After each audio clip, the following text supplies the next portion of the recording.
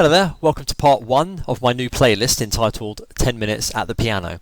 Each video, surprisingly, will be 10 minutes and we will focus on one particular part of pianism, combined with the general theory and practice of the piano. I'm going to be promoting my own philosophy entitled Water Pianism.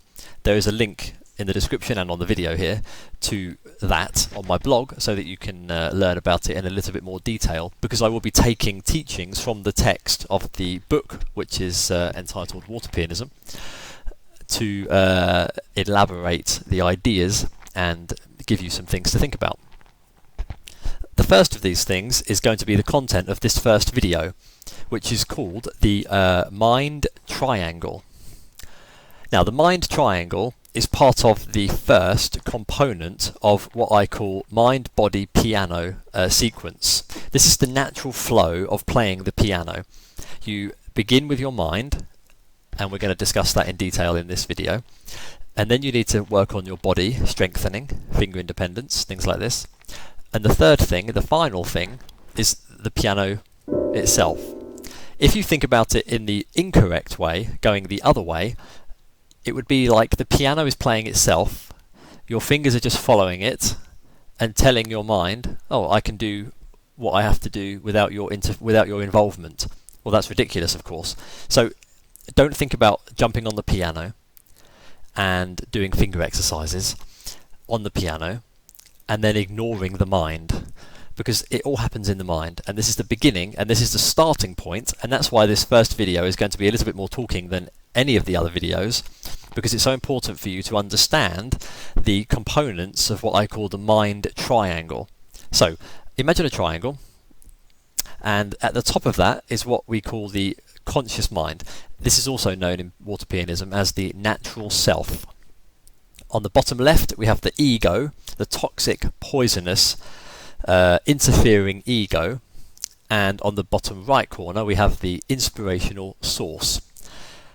Each one plays an important part in being a water pianist, and you must have an absolute control and understanding of all three of them. Basically, we'll begin with the ego.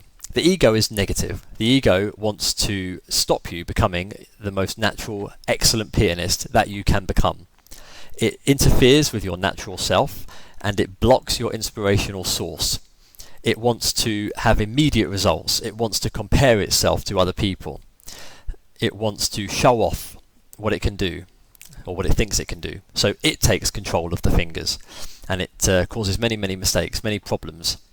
It is poisonous, but there is a way to control it.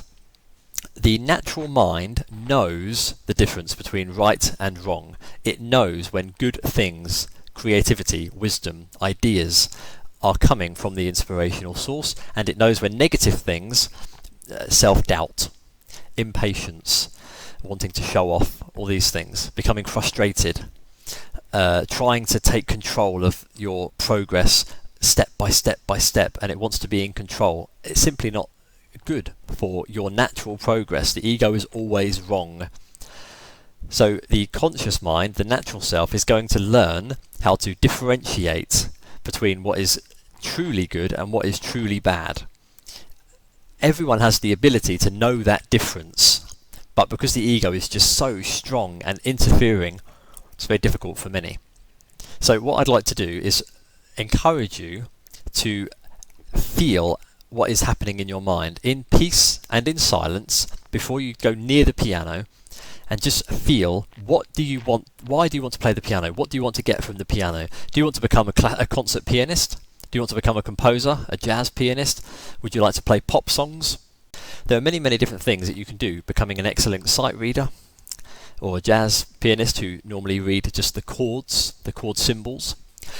No matter which way you'd like to go, there are ways to go in that direction, and there is appropriate knowledge to learn in that direction which wouldn't necessarily exist in another direction.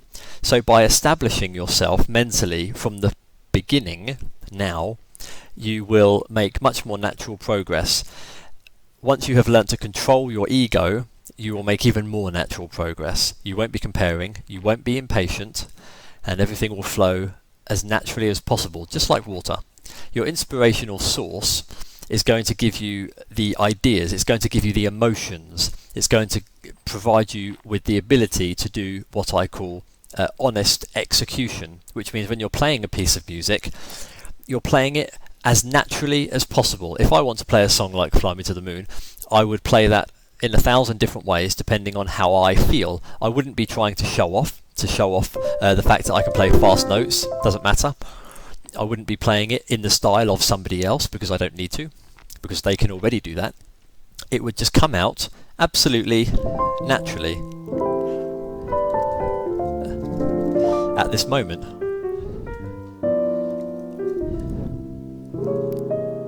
I'm not really thinking about it. There's no conscious interference.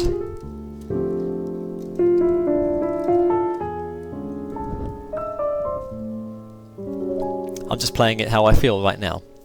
And that's coming from my inspirational source. My ego is not trying to show off and do all this heavy blues stuff and playing all these very complicated chords on purpose because I can. Doesn't matter. I'm just coming out and playing how it feels.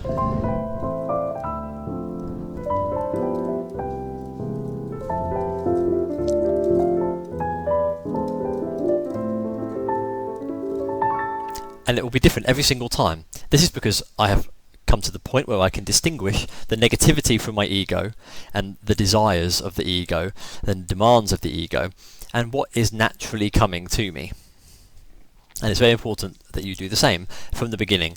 The other part of the mind of the conscious mind is to identify your musical personality. I have an article on this for further reading. Musical personality simply means discover what music you like, what styles you like, what rhythms, what speeds, even what instruments you like, because you can learn a lot about, especially improvising, from saxophones, from the vibraphone, from the guitar in jazz, and you can take some different ideas and create your own version of that, which is very interesting. You may discover some kind of different sounds, which sound Egyptian, which sound Japanese, which have different qualities to them. And you can only discover those if you go and listen to them. So that's something that can take place away from the piano, you see. The second part of the mind, body, piano logic is the body. No matter what you know in terms of theory, and no matter what you have identified about yourself, you won't be able to play anything if you don't have a body strength, or if you don't have a finger independence. But you'll be happy to know that this comes very quickly. Your fingers are already able to do what you want them to do, and you don't need a piano to get to that point of self-revelation where your fingers can do what you want them to do. Fingers do not have muscles in them. It's a misunderstanding. They only have tendons. They are connected to muscles in the forearm and the hand, but they don't actually have muscles in them. So when people speak about finger strength, it's actually a myth that your fingers have a strength, because technically they don't. Your fingers already have the strength required to play a piano note. You can carry heavy bags, you can lift heavy weights, and a piano key is not very heavy at all. On an electric piano or a real piano, basically the same. This has weighted keys. So spend time also, whilst on the mind, also on the body, doing some shoulder exercises, and I really mean this, just doing some shoulder shrugs and pushing your shoulders back a little bit. There's many websites on advice for exercises for the shoulders, the upper arm, the forearm, and you can do many finger independence exercises away from the piano. So the first thing is, with the ego, be patient.